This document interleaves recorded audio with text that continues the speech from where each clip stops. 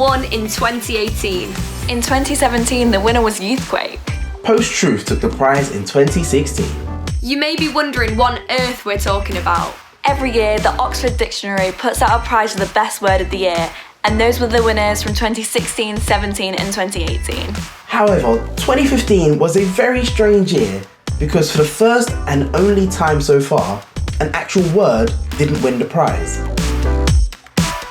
Yes, you heard that right. In fact, in 2015, Oxford Dictionary's winner of Word of the Year wasn't even a word, it was actually an emoji. And not just any emoji, it was the crying with laughter emoji, officially known as Tears of Joy emoji. Ever since emojis were invented in 1999, we've been using them to help us express our emotions. It can often be difficult to describe how we're feeling. Words don't seem to be enough.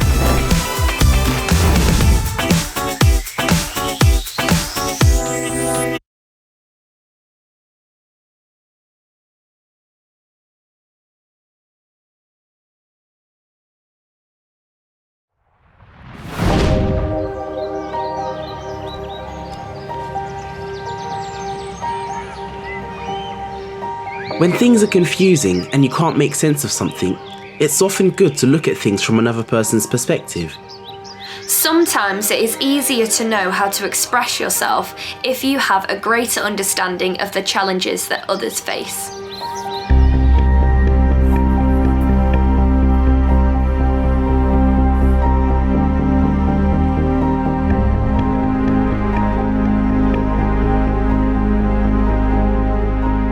If you could walk just for a moment in someone else's shoes, I wonder what you'd learn.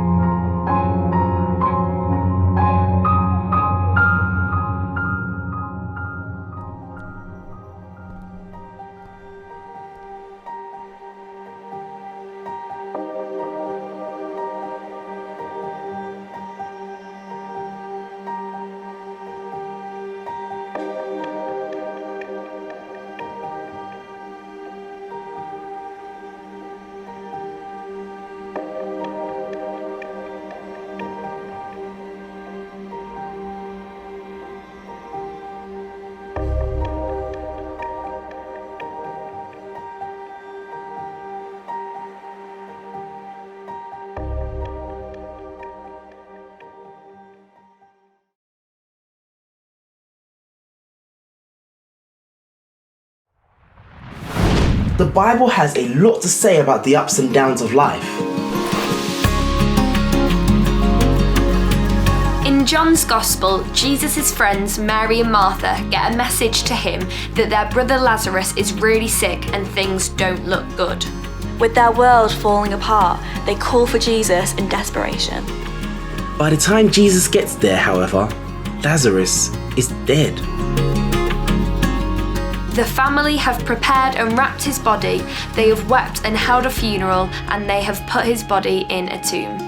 As Jesus walks towards the house, Mary and Martha both say the same thing to him, but separately and at different times. If only you had been here, Lazarus would still be alive.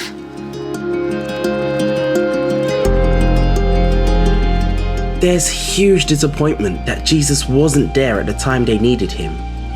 Jesus, though, doesn't defend himself. He doesn't get angry. He doesn't say, "Oh, I'm God, I can do whatever I want." Instead, we're told that Jesus wept.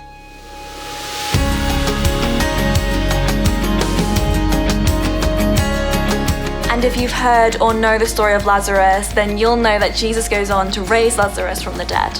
This raises some great questions like, can miracles happen? What evidence is there for this? But for many Christians, What really matters here is that Jesus was with them in this, and that showed real compassion. In the middle of their grief, their pain, their anger, their tears, Jesus weeps with them and shares that pain. At times in life, it is difficult to make sense of our feelings.